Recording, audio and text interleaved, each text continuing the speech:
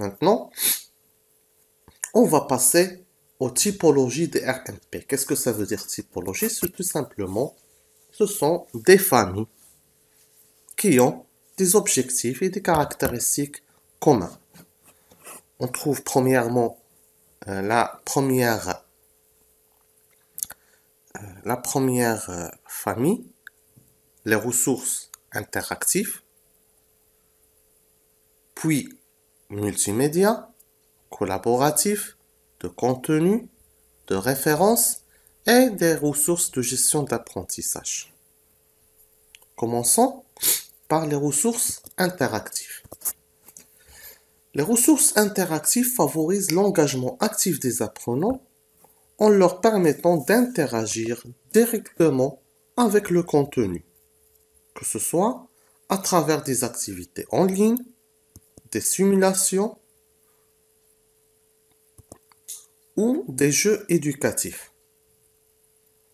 Ces ressources, bien cette approche dynamique basée sur l'interactivité, encourage la participation des étudiants, bien des apprenants, et renforce l'apprentissage grâce à une expérience immersive et engageante.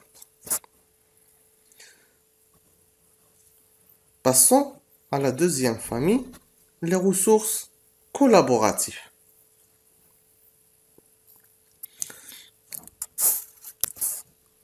Ces ressources favorisent la coopération entre les apprenants en facilitant le travail conjoint sur des projets.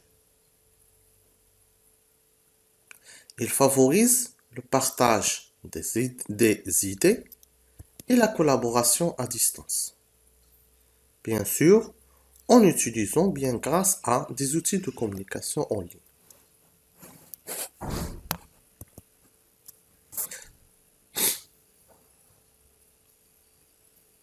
Cette approche, ça veut dire la collaboration, ou bien les ressources collaboratives, ou bien l'approche de la typologie des ressources collaboratives, renforce les compétences sociales et la compréhension collective.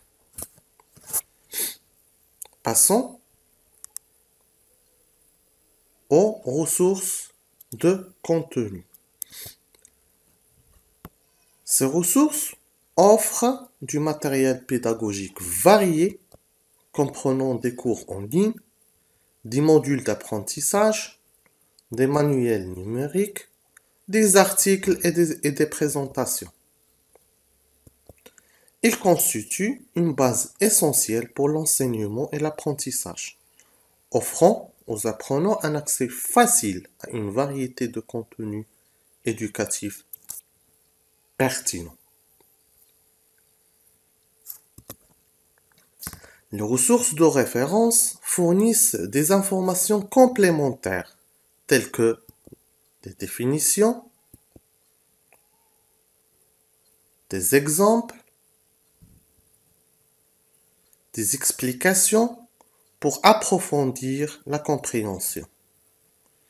Elles constituent une source essentielle d'informations contextuelles et détaillées, aidant les apprenants à clarifier et à approfondir leur compréhension du sujet abordé dans leur apprentissage.